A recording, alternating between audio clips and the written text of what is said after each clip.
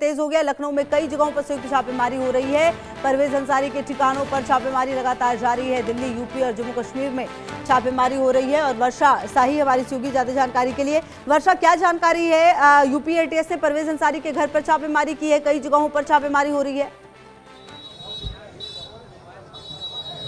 देखिए बिल्कुल शाहीन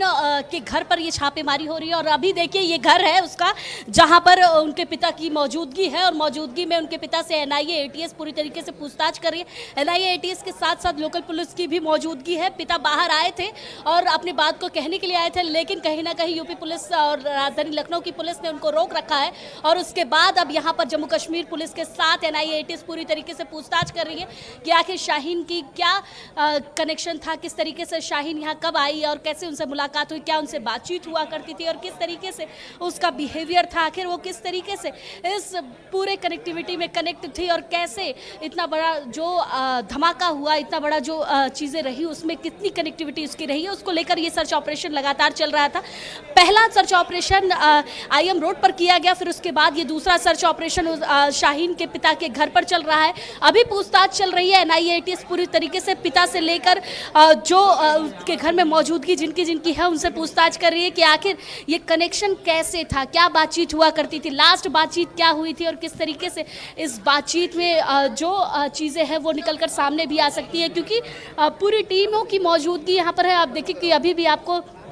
जो लोकल पुलिस है वो नज़र आ रही होगी, उसके साथ साथ एनआईए एटीएस की जो टीम है वो अंदर मौजूद है, वो भी पूछताछ कर रही है। अब पूछताछ के बाद बहुत सारे खुलासे जो हैं वो भी निकलकर सामने आएंगे, बहुत सारे दस्तावेज निकलकर सामने आने वाले हैं और इन दस्तावेजों के जरिए भी पता चलेगा कि आखिर किस तरीके से दिल्ली में जो ब्लास्ट हुआ उसमें किस तरीके का रोल था शाहीन का, कैसे परवेज और शाहीन दोनों ने मिलकर इस तरीके की जो प्लानिंग रही, फरीदाबाद में जब गिरफ्तारी हुई उसमें क्या सहयोग था। देखिए आसपास के लोगों की मौजूदगी भी आपको नजर आ रही होगी कि किस तरीके से लोग देख रहे हैं कि वो लड़की जो यहाँ पर रहती थी, यहाँ पर उसकी शादी हुई, यहाँ से शादी हुई, ये परिवार यहाँ मौजूद रहता था, वो कैसे इस जो इतना बड़ा ब्लास्ट हुआ उसमें उसका किस तरीके का रोल रहा है। तो लोग भी हैरान हैं कि आखिर इस तरीके की घटना होना और इस तरीके की घटना के बीच में ऐसा परिवार सामने निकल कर आया जो कहीं ना कहीं एक किनारे, आप घर देख रही होंगी कि किस तरीके का घर है, कोने में एक किनारे घर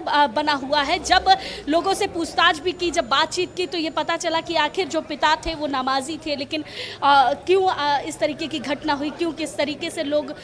जो नज़र आ रहे थे, जो बातें बताई जा रही थी वो कैसे हुई, तो ये सारी चीज़ें अभी इसका खुलासा कहीं ना कहीं होगा, क्योंकि पूरी टीम सघन अभियान सर्च ऑपरेशन कर रही है और ये देख रही है कि आखिर किस तरीके से शाहीन की जो मौजूदगी थी वो क्या थी और किस तरीके से उसके परिवार से उसकी बातचीत चल रही थी। बिल्कुल। और देखिए वर्षा, ये भी होगा कि आखिरकार इसकी भूमिका किस तरीके से सामने आई है और जो परिवार और आसपास के लोग हैं उनका और क्या कुछ कहना है, ये तमाम चीजें जांच का विषय होगी। कितनी देर पहले ये टीम यहाँ पर पहुंची है और कितना वक्त और लग सकता है इनको यहाँ पर? वो इतने बड़े जो ब्लास्ट हुआ है, जिस तरीके से फरीदाबाद में उसकी गिरफ्तारी हुई है, उसका क्या रोल था, किस तरीके से उसके रोल को समझा जा रहा है। और सर्च ऑपरेशन का मतलब ये साफ है कि घर की भी पूरी तरीके से सर्च ऑपरेशन किया जा रहा होगा कि कहीं ना कहीं उसकी जो चीज़ें हैं वो भी बरामद हो, उसके बारे में पता चले कि आखिर जो उसकी मौजूदगी, उसके घर के साथ जो कनेक्टिविटी थी वो क्या थी। देखिए क्योंकि मीडिया से बातचीत करने के लिए पिता खुद सामने आए थे, लेकिन लखनऊ पुलिस ने कहीं ना कहीं उन्होंने बातचीत नहीं करने दिया। वो अपना जो एक पक्ष है वो रखना चाह रहे थे, लेकिन उस पक्ष को रखने नहीं दिया गया और उसके साथ साथ जब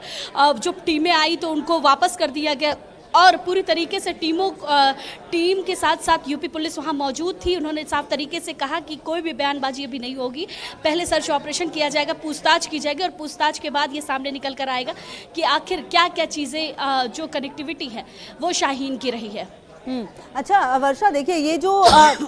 छापेमारी हो रही है इस दौरान जो आसपास के लोग हैं, जो पड़ोसी हैं, क्या उनसे भी बातचीत की जाएगी? क्योंकि कहीं ना कहीं देखिए ये बहुत इंपॉर्टेंट हो जाता है कि एक व्यक्ति किस तरीके से रह रहा था, उसके आसपास के लोगों के साथ कैसे संबंध थे, किस तरह के गैजेट्स वो यूज करता था, मतलब ये तमाम चीजें अब जांच का विषय होगी। उसका मिलना जुलना किससे था, क्या इससे मिलने कोई स्पेसिफिक व्यक्ति हमेशा आता था? देखिए, क्योंकि शाहीन के बारे में साफ तरीके से बताया जा रहा था कि उसकी शादी के बाद यहाँ पर उसकी मौजूदगी नहीं थी, लेकिन परिवार से कनेक्टिविटी थी, फ़ोन के ज़रिए बातचीत हुआ करती थी। जो आस पड़ोस के लोग हैं उनकी मौजूदगी अभी थोड़ी देर पहले यहाँ पर थी, और अभी भी लोग देख रहे हैं कि आखिर जो शाहीन थी उनके वो कैसे कनेक्ट थी। बहुत लोग आप यहीं के हैं, यहाँ के नहीं हैं। तो देखिए, अभी भी लोग कहीं ना कहीं ये देख रहे हैं कि आखिर जो पुलिस है वो जो सर्च ऑपरेशन जहाँ पर कर रही है वो कैसे कर रही है, क्या चीज़ें चल रही है, क्योंकि लोगों के अंदर सदमा भी है इस चीज़ का कि आखिर इतनी बड़ी चीज़ में कैसे ये लड़की निकल कर सामने आई। क्योंकि ये बताया जा रहा है, आस पड़ोस के लोगों की तरफ से ये बताया गया कि ये काफ़ी सालों से यहाँ नहीं मौजूद थी, लेकिन परिवार से कनेक्शन था, परिवार उस तरीके से अपनी बेटी से कनेक्ट था, तो इसीलिए ठीक है वर्षा, आप लगातार नजर बना